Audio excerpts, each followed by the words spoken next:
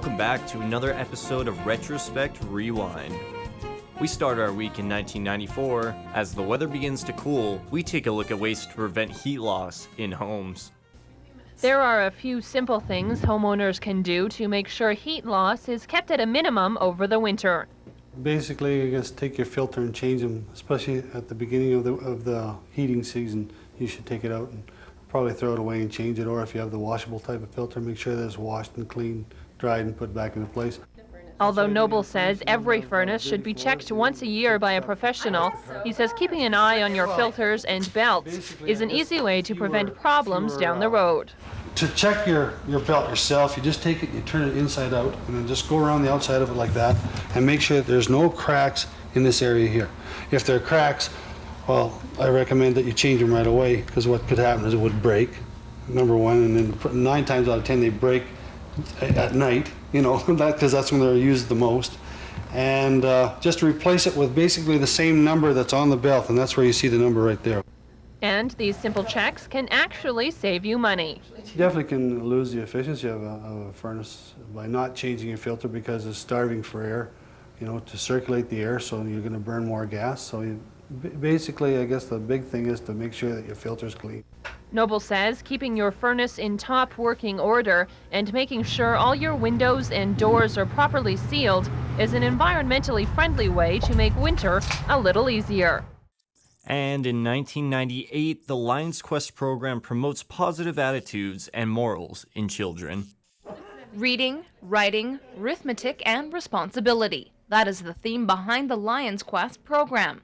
It is designed to promote positive social attitudes in children while at the same time preventing negative behaviors such as drugs and violence.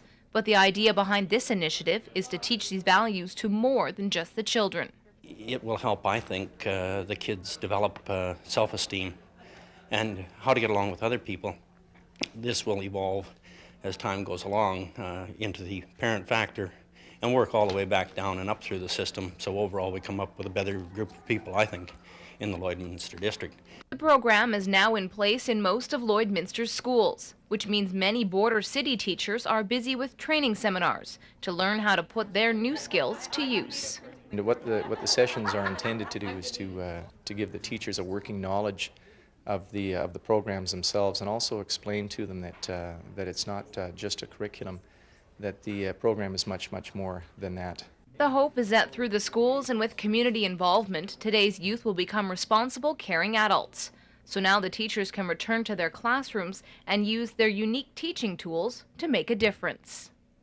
A lot of the things you can use it's set out to use in different subject areas. So for example, this morning we did some work on listening skills. Well, that can be integrated, a lesson that can be taught and integrated throughout the whole day.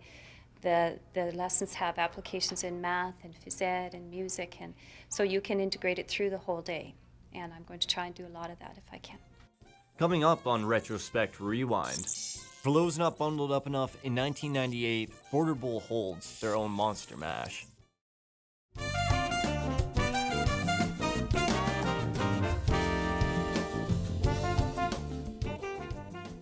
Welcome back to Retrospect Rewind.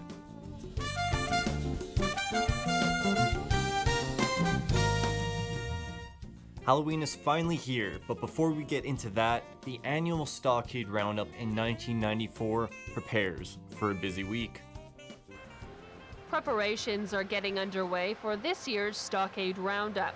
Mike Sidoric says from November 3rd to the 6th, the exhibition grounds will be bursting at the seams. Our entries are way up again this year. We've got a little over 700 head of purebred cattle offered for sale, as well as we have 3 cattle sales along with it. We have the Lakeland Red Angus, have 60 head offered for sale. Forecast Limousine sale have another 75 head offered for sale, and the Border Limousine group have 35 head offered for sale. We've got a tremendous amount of livestock here this year. Entries are way up. The building's going to be packed full of purebred cattle, and we also have our Ivamet commercial cattle pen show on sale. Cattleman of the Year award this year is going to the late Archie Bell and Irene Bell and family. They're originally from the Chauvin country, and they're very been in the cattle business for a lot of years. Besides the shows and awards, there are a couple of chances for the public to cash in on some prizes. We have what we call the mini rancher raffle. We're raffling off a bred heifer this year, again at Stockade Roundup, and we'll have tickets available all through the shows, and the heifer will be here for people to see as well. Moving on to 1998, Halloween fever hits the border city. Here are some safety tips that will always stand the test of time. The ghosts and goblins will be out in full force tomorrow night. Yes, it's that time of year to don the creepy costume, run around the town, and howl at the moon. And the great thing is, you won't get arrested. But our CMP have a few tips to keep trick-or-treaters safe. First of all, we want the kids to be safety, and the first rule of thumb there, I guess, is that they be visible. Let's go, Devil Dogs! And that they be in a well-lit part of town, in a residential area with lots of street lights. Whether you're dressing up as a Spice Girl or as Greg Buchanan, being able to see should be a priority. We like them also to be able to see well so that other objects are visible to them, so they're not tripping over something like curbs or steps, and that they can see vehicles and that sort of thing that may be in the area. From everyone at CKSA, have a safe and happy Halloween.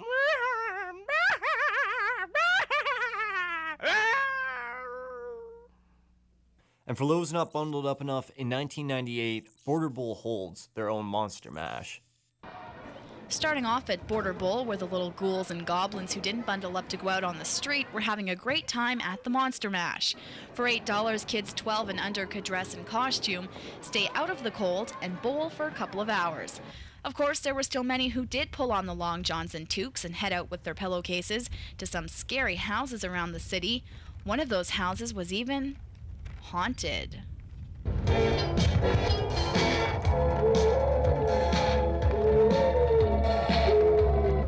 Welcome to my chambers of midnight madness. Whoa!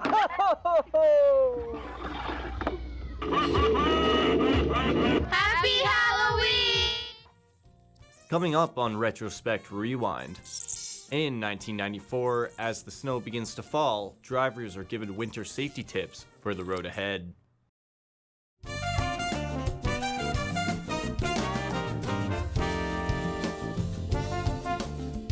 Welcome back to Retrospect Rewind.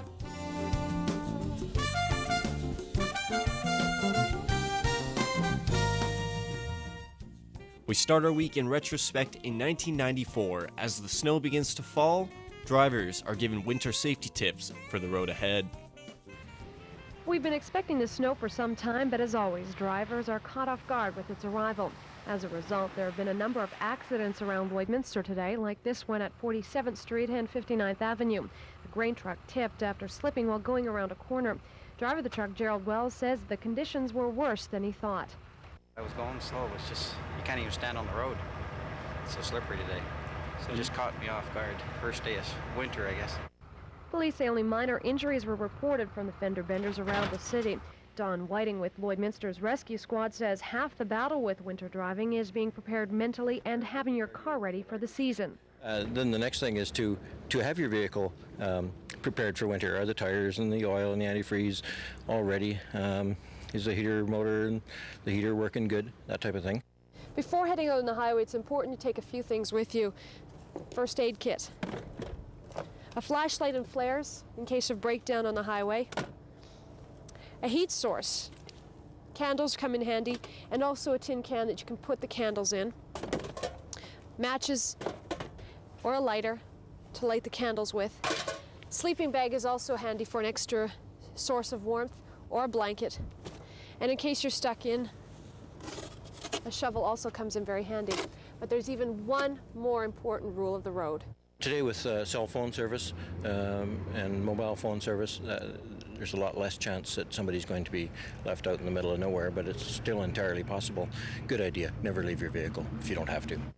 If you are traveling on highways, checking both the forecast and highway information lines is a good idea before heading out. And in 1998, Bring Your Kid to Work Day has the youth thinking ahead on their futures. They've traded in their pencils and textbooks for a day in the real world. For grade 9 students in the border city, it's a chance to take a peek at what lies ahead and even live out some childhood dreams. Since I was little, I kind of wanted to be a firefighter or a policeman or something, you know, so this is just, so you grow up, you just kind of like to learn about it, so nothing really surprised me. We started with a tour of the fire hall, and I explained to the boys how the system works, like from the time a fire call is received to what happens here and the end result on the street. The program has been running for 5 years. It originally started in Ontario, but it's now spread to schools all over the country. This is the first year Lloydminster students have taken part. And they're getting a first-hand experience in working and observing that person or people in their job. And it's giving them an awareness on what that job is like. They're seeing a connection between the school and the community. With high school course selections right around the corner, the program targets specifically grade 9 students, helping guide them in their future endeavors. Some of them will come back, hopefully with an idea of perhaps, you know, what some of their future goals are. And so, you know, therefore it ties directly into what we're teaching. Over 100 community businesses and workplaces took part in the program today, ensuring its success. And not only did the students benefit from the day, there's also a sense of accomplishment for each organization as well. One of the major goals is to provide a partnership with the community, and we really did see that happen this week as we had calls from different businesses, and I think a lot of businesses really tried to make it a real hands-on day for students. There was a lot of preparation work on their part, making sure that the students had, you know, a really good look at the area of work that was involved with that job. Coming up on Retrospect Rewind, a farmer has a new way of herding animals to evolve with the ever-changing world.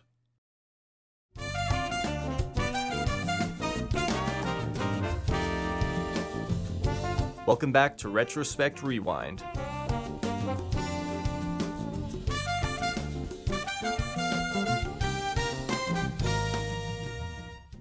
On This Week in Retrospect, we take it back to 1994.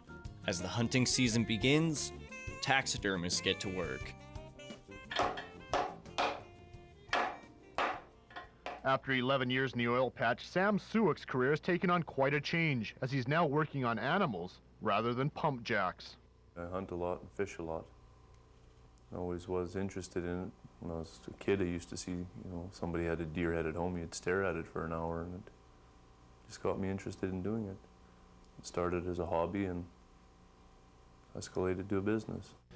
Suick works on all kinds of animals, with most of his work coming from hunters, as he prepares a lot of birds, fish, and deer. With the hunting season now in full swing throughout the Midwest, business is picking up with clientele from as far away as the United States.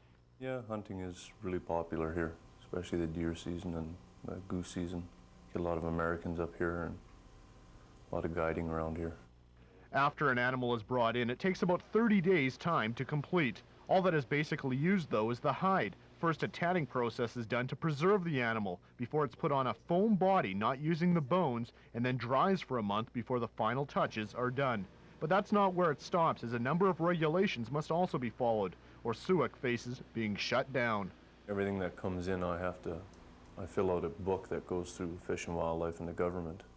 They have to produce their hunting licenses. But things like owls and hawks, you can't hunt. They're protected species, but if you find one, somebody'd hit it, you can take it in and they'll give you a permit for it. So if you bring me a bird and you don't have a permit, I won't do it. At this time, Suick will continue as a one-man operation, but if the taxidermy business continues to increase, expansion could be in his future plans. And in 1998, a couple of local designers give students the opportunity to strut down the walkway.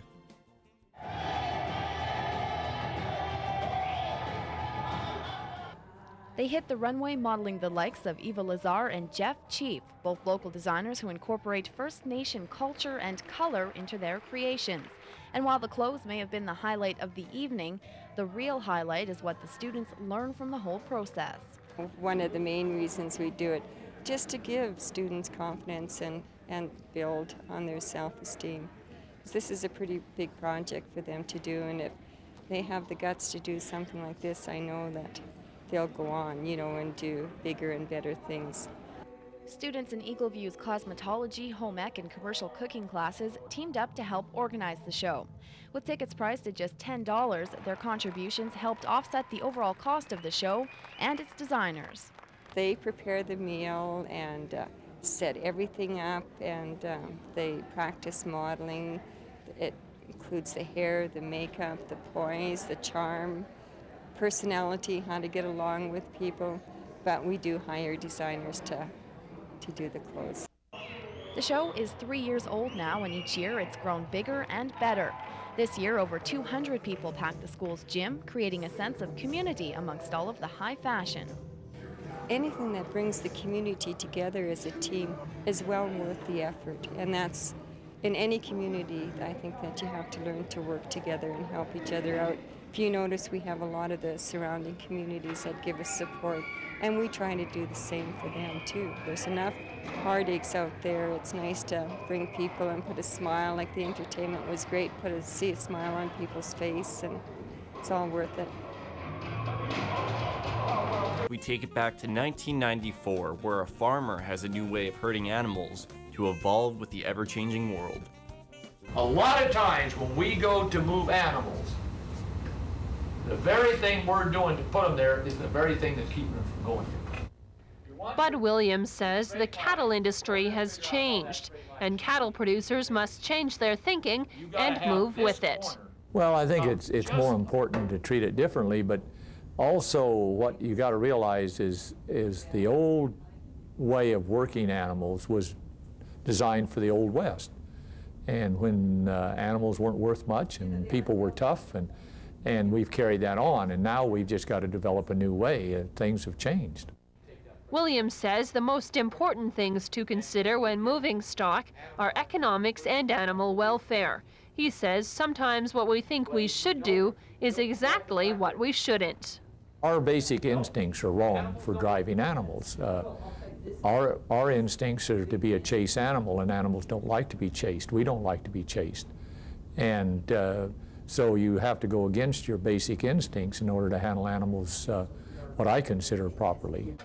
And he says learning to do what doesn't come naturally is something that takes time. I just didn't like the way it was done, and I have a strange mind, and I decided that there had to be a better way, and so I just went to find it. He says by putting stress on your animals, you're causing them to lose weight, and that means less money in producers' pockets. Animals perform better. They're healthier, so the health costs are really high today. When you start using a lot of medicine, like it's really expensive. Also, your performance is better if you have less stress in the animals. Whenever you talk about animal welfare, it's to the benefit of the rancher to be concerned about the welfare of his animals. And I think that most ranchers do what they know, but there's more to learn. Williams has worked with everything from sheep to cattle and is now employed at VT Feeders, although he still travels and teaches his trade around the world. And as this year's annual Canadian Western Agribition wraps up, we take it back to 1998 and see how things have changed. Day 3 of the Canadian Western Agribition has come to a close, and it was an action-packed day. Everything from cattle to horses to elk and bison. From the calm serenity of the pens out back to the feverish yell of the auction block, Agribition's bison sale was considered a success. The gold trophy winner for the yearling bulls went to a Buffalo Hill Ranch of Round Hill, Alberta.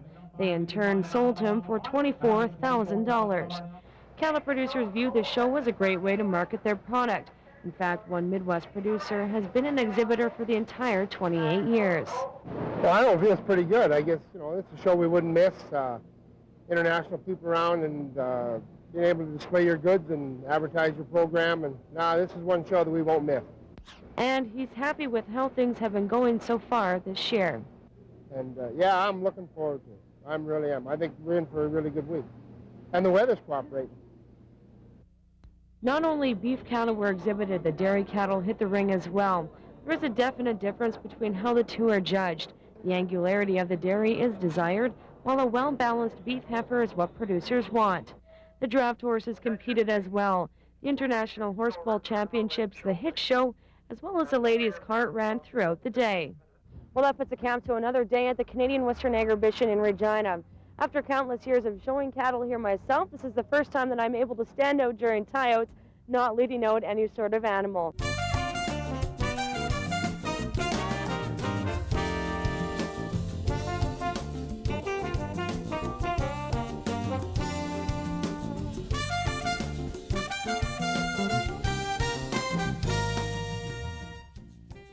This week in retrospect, we take it back to 1994, where the Lloydminster Border Marker project sparks controversy, causing residents in the town of Marshall to band together for a little fun.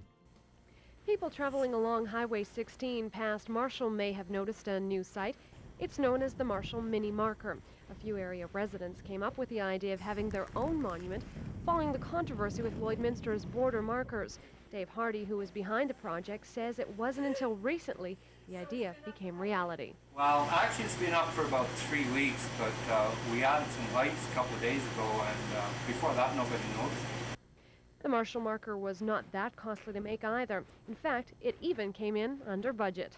We budgeted for about $120, but we were under budget because I used some of my stock car paint, which cut it down. But we had lots of volunteers. Hardy says there has been a lot of positive comments about the marker. Some people were almost convinced Marshall is where the actual border is.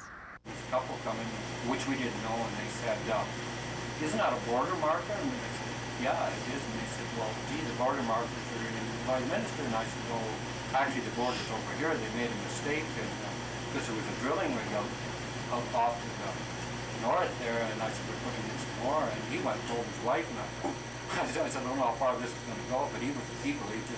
While Marshall may be putting itself on the map with its mini markers, City of Lloydminster officials say there's nothing like the real thing, and the more publicity, the better. I'm actually quite happy to see that a group of people have decided that there's something worth noting and worth marking and worth talking about. The more that we can get information and exposure and people talking about the markers, and the more publicity that we get, all the better, because that's what they were really designed to do, is to generate comment, to generate interest. And that's it for this week's Retrospect Rewind.